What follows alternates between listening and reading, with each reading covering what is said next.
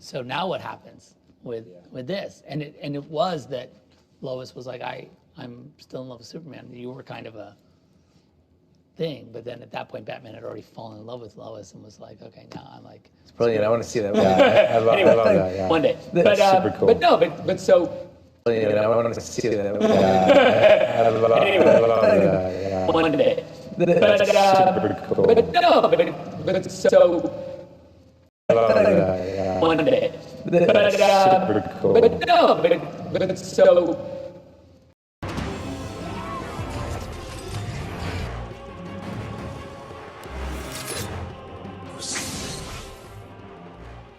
In today's video, we're going to talk about what Zack Snyder recently said to the Russo brothers in an interview stroke podcast, which is being taken out of proportion massively. Also, we're going to talk about new details of what is going to happen or could happen at SnyderCon coming up very soon. Also, we're going to talk about Aquaman 2. It's still in massive disarray, even though it's screened about 7-8 times plus. Also, we're going to talk about Superman Legacy is finally looking like it's going to happen, and much more. So, yo, what is freaking good, YouTube? Warstu here. If you're new around there, make sure to subscribe to never miss any of the Marvel, Kaiju, pop culture based content that we try to do on a daily basis. If you could subscribe to the channel, turn notifications on, and let me know.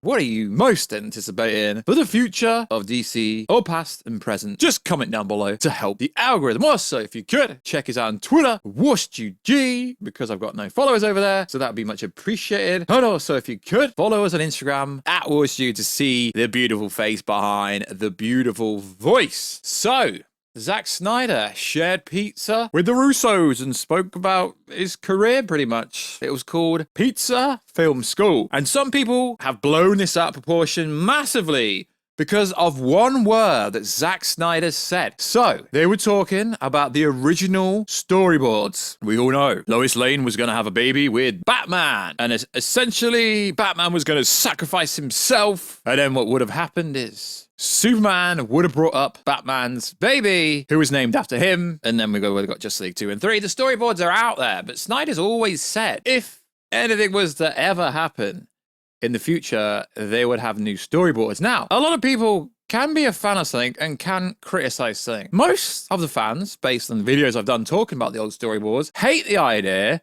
of Lois Lane and Batman having a romantic relationship while Superman was depowered, because let's be honest, he didn't die, and then we're going to have a child, and Superman would have brought it up, and then Darkseid would have came down, and Batman would have sacrificed himself for Lois Lane, protecting her, and he would have died, and the kid would have been called Bruce, and I mean, I don't need to go over the whole storyboards again, but that's what would have happened. But what has happened is, Zack Snyder, love him or hate him, said one day, Joe Russo or Anthony Russo, I can't remember exactly which one it is, said, yeah, we want to see that. And Zack briefly said, one day. Now, this has caused the Snyderverse to be like, yo, Zack hasn't give up. Of course Zack hasn't give up, but there's nothing there. There really isn't anything there. Sure, no director, no creative person wouldn't want to finish their vision. We all know there's a 5-part arc, which would have concluded death of his version of Batman anyway, Justice League 2 and 3.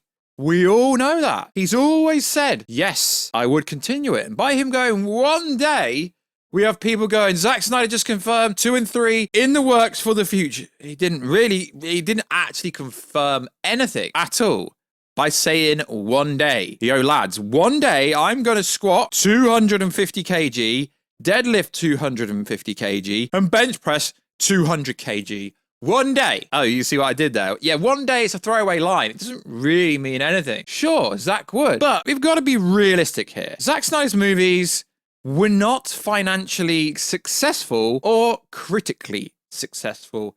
Now, I know what you're going to say, but they weren't. They didn't make money. Enough money. Sure, they made money. They didn't lose money, but they didn't specifically make money. I get what you're going to say.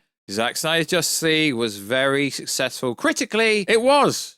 But at the end of the day, if it made more money, your boy David Zaslav would have approached Zack Snyder. We know James Gunn is friends with the Snyders, Zack Snyder, Deborah Snyder, because Deborah Snyder literally works on everything Rebel Moon, she actually does quite a lot behind the scenes. She's very active. So if this was the case, the Elseworld storyline would already be in play and they'd be doing that. So I don't want to hear anyone's going, they weren't successful, okay? I'm dubbed as a Snyder fanboy, but they weren't financially and critically successful overall. The general population just didn't get it. All you have to do is look at the Batman, played by Robert Pattinson, Zoe Kravitz playing Catwoman, directed by Matt Reeves. That movie made Warner Brothers a lot of money. And it was filmed during, you know, what happened in the world, and they had to do reshoots and that kind of stuff. So there is nothing in the works. Maybe in the future. Of course Zack would do it. But Warner Bros. Discovery are not going to back Snyder Cut to be restored. It's not going to happen. And this is me not hating on Zack Snyder and being fake and changing my mind and supporting the new DCU, because I've always said I would support the new DCU. I don't really get why people think I'm negative. Like, I'm looking forward to The Flash, but at the same time, I'm British. You know, we have something here called sarcasm. Someone in a comment said Americans have sarcasm. I don't think you do, because you should learn when I'm being sarcastic, like my tweets are sometimes sarcastic to a certain degree. So there is some good news, at least. So we have the new t-shirts coming out to support suicide prevention that you can now order, which is cool if you can't make the SnyderCon event. So, from what I understand, at SnyderCon, it will be an extended cut of Zack Snyder's Justice League. And we will get to see the Jon Stewart Green Lantern scene, and Kilowog Green Lantern will also appear in said movie. Now, that's what I've been told.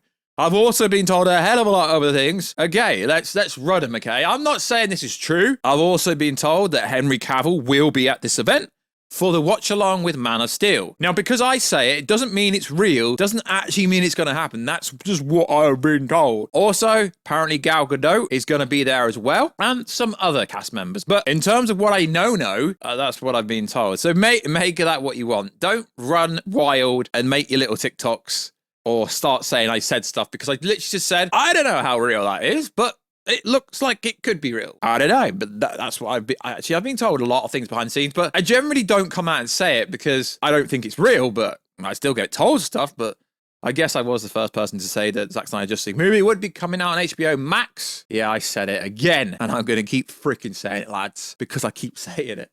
So, also in the news, we've had some pretty cool news. Well, not really cool. Oh, you're being negative. I'm not being negative about James Gunn, but let's be honest. Why did it take so long to write the script? Like, okay, it's cool that it's finally out there, but at the same time, lads, it shouldn't have taken that long. So I'm honored to be part of the legacy. And what better day than Superman Anniversary Day to dive fully into early pre-production on Superman Legacy, costume, production, design, and more. Now up and running. Okay, cool.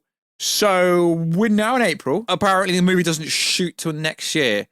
It's over 7-8 months to the end of the year. Pre-production is gonna take this long? The freaking hell is going on? I get it. It takes time, but is it really gonna get out before 2025? They should be shooting this year. The script is done, and there's gonna be no notes handed to him because DC Studios is an independent studio. And it's not controlled by Warner Bros. Discovery, although it's owned by Warner Bros. Discovery. So our good friend James said this: no, Warner Bros. Won't be giving notes on DC Studio production. Since we came on board, we are separate entities within Warner Bros. Discovery. Cool story, bro, but your problem is, David Zaslav will still tell you what he freaking wants in these movies. Whether you say it or not, whether you believe me or not, it's not 100%. So apparently James Gunn wrote the whole script. Now, I personally think James Gunn's very good at script writing. His stories are always story-driven, emotional-driven. Although sometimes he does put the quirky jokes in. I don't think that's going to happen so much with Superman Legacy. So I'm kind of sounding sarcastic. I might have to start telling you, the lads and ladettes, when I'm being sarcastic, because you can't really understand when I'm saying it. So there was some huge news that, I mean, I don't understand where these articles get their titles from, but it did make me laugh because it made out this character is a character you would never actually guess. So, James Gunn reveals unsurprising character in the movie. So we're gonna get Jimmy Olsen in a Superman movie. Confirmed via Twitter. He said, of course. Why does the young photographer Jimmy Olsen, who should work alongside Clark Kent at the Daily Planet and alongside Lois Lane, even offering assistance on occasions during some superhero stories, but the character has not been utilized on the big screen because he doesn't really need to be utilized on the big screen. Sorry, it's just the way I am. I'm being serious, but I sound like I'm trolling. So Deadline's put an article out. Superman Legacy James Gunn DC movie started early prep for 2024. It's not early prep. Okay, so we're in April. 2024 is a hell of a long time away. I'm just confused why it's going to take this long to start shooting. I get it. They've not casted anyone yet. They've not built the sets. They've not built the costumes. They've not done all this stuff. It's supposed to be coming out July 2025, which it pretty much will be, alongside The Batman Part 2. It's opening October the 3rd, 2025. I am really looking forward to this, but there really are some people that think far too deep for this. How are you going to still work on it whilst you're doing a press tour for Guardians of the Galaxy Volume 3? It's freaking pre-production. It's not like they're going to cast everyone whilst he's gone. I left legacy in the capable hands of our production designer, costume designer, casting director, executive producers to be taken care of whilst I go on the promotional tour. I'll start to see designs when I come back, and I'll see auditions online from here. They're not going to cast anyone whilst he's away. So there's a lot of people going, yeah, this is going to be a San Diego Comic-Con 2023 announcement. The frick out of here. Obviously, they're going to announce it at San Diego Comic-Con or New York Comic-Con or their own event. So a lot of people expecting the Superman announcement to come really fast. It's like, if it's taken them like literally a year to write the script, you really think they're going to cast people really early? And of course, when people started replying to his Instagram post, Twitter post, oh my God, that actor said something. We got him. No, if it's not Wolfgang, then I don't know. I do think James Gunn's pretty good at casting people. John Cena is perfect for Peacemaker. So I am really looking forward to this. So also in the news, there is some Twitter entity called Casey Walsh who is claiming some stuff. He's very hit and miss. The film is complete. Captain Obvious. Let's give Casey Walsh a clap. The movie's complete. Tom Cruise has seen it. They're showing it at CinemaCon next week. In fact, as the time of recording this, it will be this week. Well, no, technically next week. So yeah, well done. Cool story, bro. Ending is changed, but it's more vague. The cameo isn't what you think it is either. Yeah, I know it's not. Super Speed Force has cameos galore, including the CW connection. Yeah, I've already told you lads that. It'd be what everyone talks about. Really? No one cares for CW. But yeah, Grant Gustin will appear. Zack Snyder Justice League reference appears to be removed. Is that because it sets up the new universe, or is that because James Gunn and Pete Safran had no input? They've got no input. They've not done absolutely anything to this at all. All the Zack Snyder stuff was taken out, and they've taken the Henry Cavill Superman scene out, but they've had absolutely no input. Yeah, it does make me laugh as well. So apparently, David Zaslav does not like Aquaman 2. Of course he doesn't. It is interesting, though, how situations. I really hope she goes on the press tour just for jokes. So it's tested 7, 8, 9 times so far, at least, after multiple release date changes, which included December 2016, March the 17th, 2023. Warner Bros. Discovery finally settled on December the 25th, which is actually a bad release date, if you ask me. Last year, I was told Warner Bros. Discovery. I mean, frickin' hell, whoever wrote this, he's not Warner Bros. Boss, he's Warner Bros. Discovery CEO. Get it right. David Zaslav wasn't too happy with what he's seen for Aquaman 2, which is actually still in post-production of shelving it. He did like Batgirl. So he doesn't like Aquaman 2, but he's not going to shelf it, but he shelved Batgirl. Yeah, because this movie cost a hell of a lot more to make. The fact that James Gunn keeps praising The Flash publicly and has said absolutely nothing about Aquaman's sequel speaks volume about where we're at when it comes to this movie. I don't think they actually care about it anymore. For many months now, I'm hearing about the terrible score it's been getting at test screening, and the fact it keeps getting tested over and over again. On the last count, it seems there's at least been 7 test screens. It's kind of interesting because the first movie took at the box office over $1 billion. Given the troublesome state of Aquaman 2, there were obviously at some point reshoots called by the director, James Wan. We're not entirely sure what they included. They seem to have inserted Michael Keaton Batman and Ben Affleck at some point, although I'm hearing they've both been cut. Still in the movie. It's kind of obvious because she's got a really pinnacle point. I don't really get why people keep saying they take her out. They can't take her out because she's got a really pinnacle part.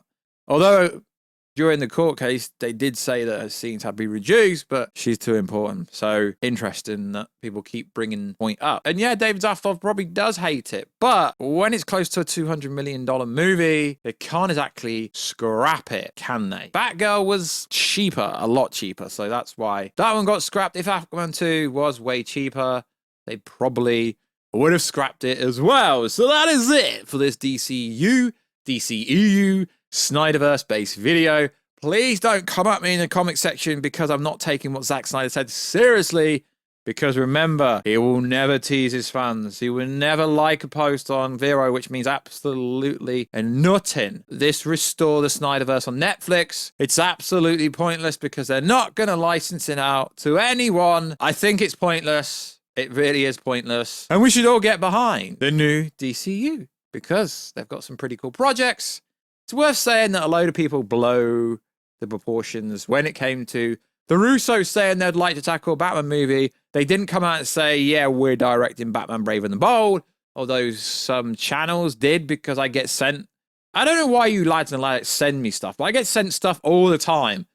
And I don't need to watch people's videos because I've seen the article. They didn't say it. They said, cool, we would tackle it if we were approached, but they also said they've not been approached. So stop making out the Russos are going to direct Batman Brave and the Bold and it's going to be game-changing. Of course it's going to be a game-changing movie. We've never had a live-action version on the movie scene for Damian Wayne, so the outtake is going to be interesting. I just hope James Gunn starts acting like an executive producer, overseeing everything, because a studio head should not be writing and directing everything, but that's kind of what it looks like he's going to be doing, which is not very cool. You need to be working with cool talent. Don't be copying Marvel, trying to make everything funny because you've seen what's happened recently. Yeah, sure. Doctor Strange 2 was pretty good. Sure, Thor Love and Thunder made money, but it was an absolute train wreck. Wakanda Forever made money, but it was okay. And Ant-Man 3 was, you get where I'm going with this. So like always, guys, check us out on Instagram at Warstu to see the beautiful face behind the beautiful voice.